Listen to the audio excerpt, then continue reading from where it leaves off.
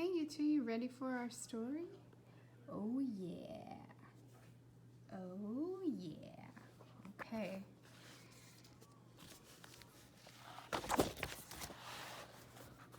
Chapter 47, Flying Squirrels.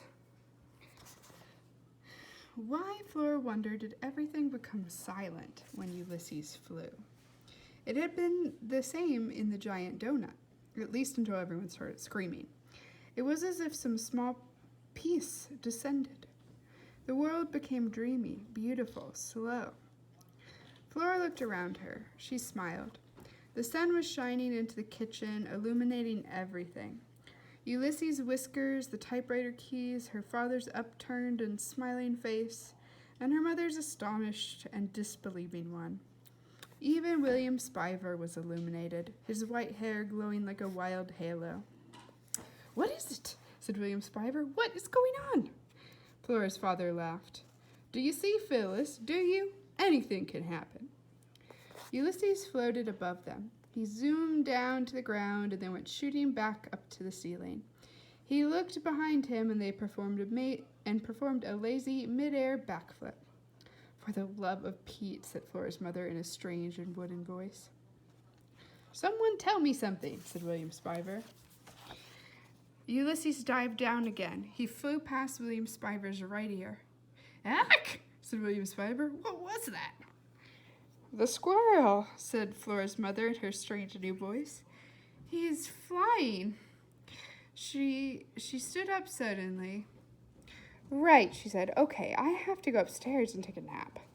Which was an odd thing for her to say because Flora's mother was not in any way a napper.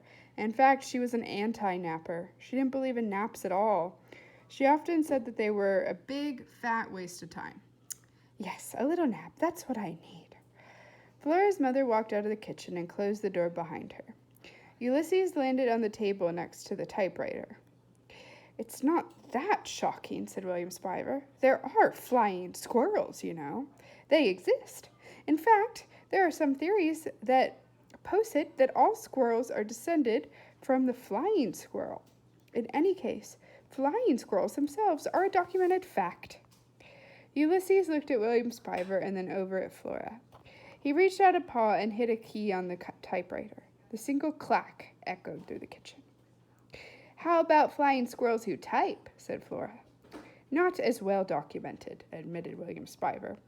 Ulysses hit another key, and then another. "Holy bagumba," said Flora's father. "He flies, he vanquishes cats, and he types." "He's a superhero," said Flora. "It's amazing," said her father. "It's wonderful. But I think I better go have a quick word with your mother about the whole, situation." Chapter 48, Banished. Clack, clack, clack. Flora stood silently. William Spiver stood silently. The squirrel typed. "Florabelle," said William Spiver. "Uh-huh. I wanted to make sure you were still here." "Where else would I be?" "Well, I don't know. You did say that you were moving out." "My mother wants me to leave," said Flora. "I don't know if that's exactly what she meant," said William Spiver. "I think she was surprised, and perhaps her feelings were hurt. She certainly didn't express herself very well. Shocking, really, that a romantic novelist could be so inept at the language of the heart." Clack, clack, clack. Ulysses had a look of deep and supreme satisfaction on his face. "She said it would be easier without me," said Flora. "Yes, well," said William Spiver. He pushed his glasses back up on his nose. He pulled out a chair and sat down again at the kitchen table. He sighed a deep sigh. "My lips are numb," said Flora.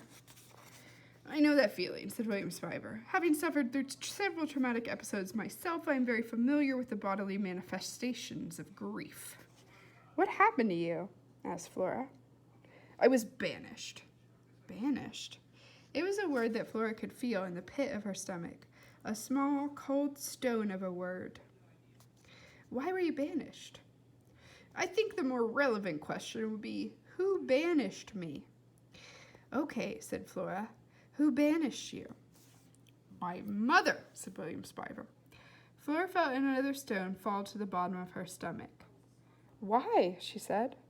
There was an unfortunate incident involving my mother's new husband, a man who is not my father, a man who bears the idiotic appellation Tyrone. Where's your father? Said Flora. He died. Oh. One more stone sank to the bottom of Flora's stomach. My father, my real father, was a man of great humanity and intelligence. Also, he had delicate feet. Very, very tiny feet. I, too, am small of foot. Flora looked at William Spiver's feet. They did seem extremely small. Not that this is particularly relevant information. In any case, my father was a man who could play the piano wonderfully well. He had an in-depth knowledge of astronomy. He liked to consider the stars. His name was William. But he's dead, and now my mother is married to a man named Tyrone, who does not have delicate feet, and who is supremely unaware that there are stars in the sky. The mysteries of the universe mean nothing to him. He sold my father's piano. He is a man who refuses to call me William. Instead, this man refers to me as Billy. My name, as you know, is not now, nor it has ever been, nor will it be ever, Billy. I took issue with being so addressed. I repeatedly took issue. And after repeatedly taking issue and repeatedly being ignored, one thing led to another, and some irrevocable acts occurred. And thus, I was banished. What thing led to another thing? Said Flora. What irrevocable acts occurred? It's complicated, said William Spiver. I don't want to talk about it right now. But as long as we are asking each other questions of an emotionally fraught nature, why did you say that your mother wanted a lamp for a daughter? It's complicated, said Flora. I am certain that it is, and I emphasize. There was another long silence, punctuated by the clacking of typewriter keys. The squirrel is working on another poem, I suppose, said William Spiver. I guess, said Flora. It sounds like a long one, epic in nature. What in the world would a squirrel have to write about at such length? A lot happened today, said Flora. It was a late afternoon. The shadows of the elm and the maple in the backyard entered the kitchen and flung themselves in purple lines across the floor. Flora would miss those shadows when she moved away. She would miss the trees. She supposed she would even miss William Spiver. And then, almost as if he were reading her mind, William Spiver said, I meant what I said. I'm here because I was looking for you. I missed you. Flora's heart, the lonely, many-armed squid of it, flipped and flailed inside of her. She opened her mouth to say that it didn't matter. Not really, not now. But as usual, what she intended to say to William Spiver and what she said were two different things.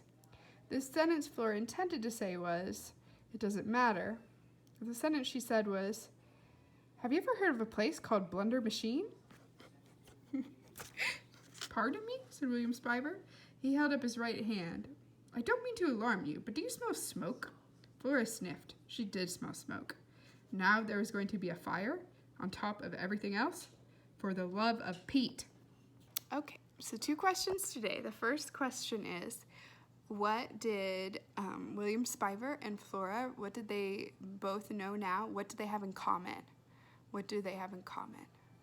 And second is, what is Ulysses writing a poem about? Okay, all right, I'll talk to you guys soon. Bye.